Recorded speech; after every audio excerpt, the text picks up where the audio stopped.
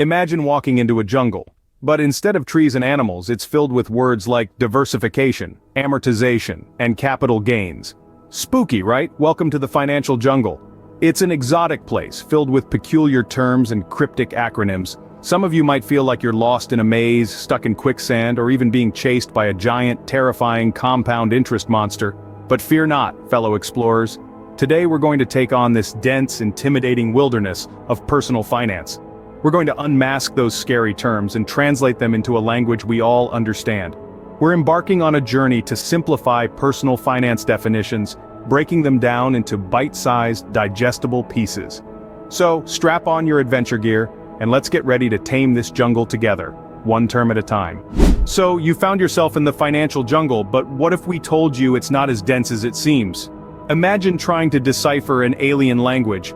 That's what diving into financial jargon can feel like at first, but trust us, it's not as daunting as it seems. The language of finance is ever evolving, with new terms popping up all the time. It can feel like trying to catch a train that's already left the station. But don't worry, we're here to simplify it for you.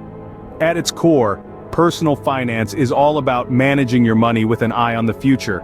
It's not just about making ends meet today, but also about ensuring you're set for tomorrow, next year, and decades down the line. It's like planning a road trip. You need to know where you're starting, where you want to go, and how you're going to get there. Now let's take a quick dive into some key areas of personal finance. First, we have income.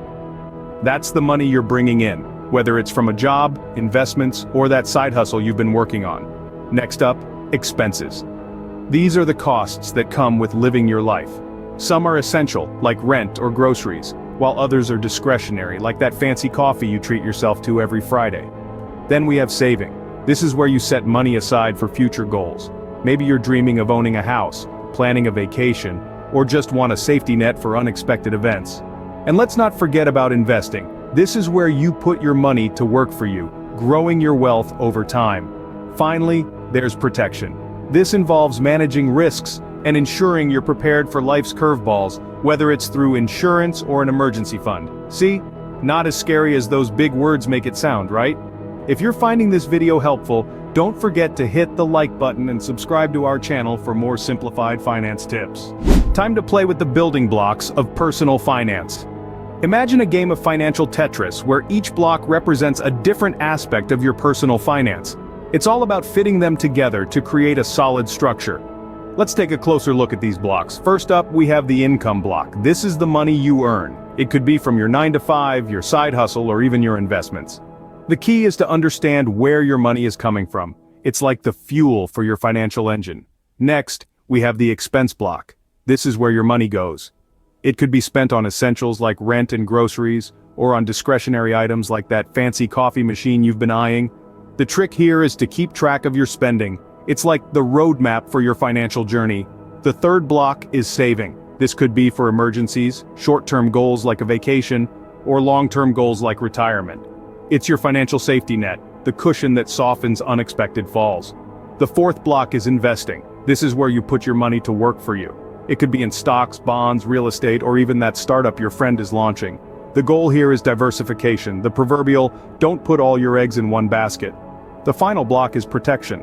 This is about risk management. It could be insurance, an emergency fund, or even a strong social network. It's the umbrella that shields you from financial storms. Each of these blocks is crucial, and they all interconnect. Your income fuels your expenses, savings, and investments. Your expenses can help you identify where you can save more. Your savings can be used for emergencies or be invested. Your investments can generate more income. And protection? Well, that's the glue that holds everything together. Remember, personal finance is not a one-size-fits-all game. Your blocks might look different from your neighbors. That's perfectly fine. The important thing is to understand each block and how it fits into your financial picture. And just like that, you've got the bricks for your financial house. Now that we've got our bricks, let's start building. Picture this. Your income is the foundation of your financial house. It's what everything else is built upon. But just like a house foundation, it's not enough on its own. You need walls, right? That's where your expenses come in. They're the walls that define your financial house. You need to keep them sturdy and well-maintained, which means tracking and managing them wisely. Next up, we have savings. Think of savings as the roof of your house. It's what protects you from the financial storms. whether it's an unexpected car repair or a sudden job loss. But don't forget about the windows. That's your investments. They let in the light, or in financial terms, they allow your money to grow over time. And finally, we have protection, the insurance on your house. It's like the smoke alarm or the burglar system that keeps your financial house safe and secure. Because let's face it, no one wants to wake up to a financial fire or a money thief in the middle of the night. Now remember, everyone's financial house will look different. You might have a cozy cottage or a sprawling mansion. It doesn't matter what your house looks like as long as it's sturdy and secure. And don't let those myths fool you. You don't have to be rich to build a financial house. And investing?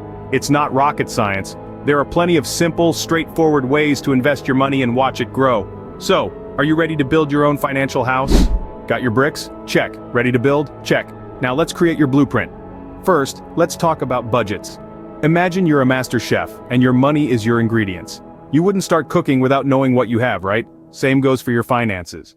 There are plenty of resources out there, even free apps, that can help you whip up a budget faster than you can say souffle. Next, let's tackle expenses. For the next week, I challenge you to track every penny you spend. Yes, even that sneaky mid-afternoon latte. You might be surprised where your money goes when you're not looking. Now let's set some savings goals. Start small. Maybe it's that new phone you've been eyeing, or a well-deserved vacation.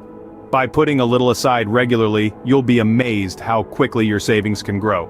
And remember, it's never too early or too late to start saving for retirement. Investments can seem scary, like a roller coaster ride, but they're really just another way to make your money work for you. Start simple. Learn about different types of investments and how they work.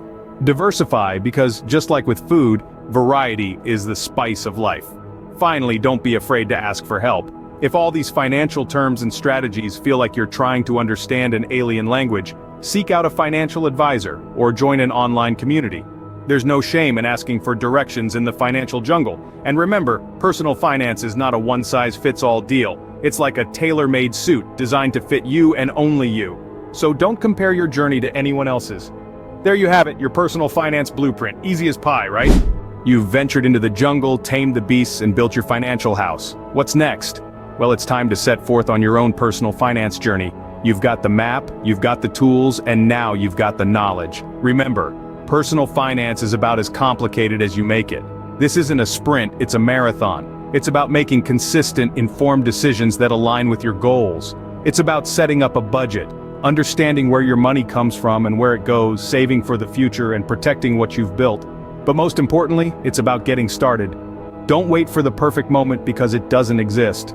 Start small, start now. Open that savings account, track your expenses for a week, set a small goal and reach it. And remember to celebrate your progress. Every step forward, no matter how small, is a victory. Don't be too hard on yourself. You're learning, you're growing, you're taking control. Remember, personal finance isn't about being rich, it's about being prepared. So, are you ready to take control of your financial future? Before you embark on that journey, take another step that doesn't cost a penny. Give this video a thumbs up if you found it helpful, and subscribe to our channel. We are committed to guiding you along this path every step of the way. So, stay tuned for more financial wisdom that will help you be prepared for the future.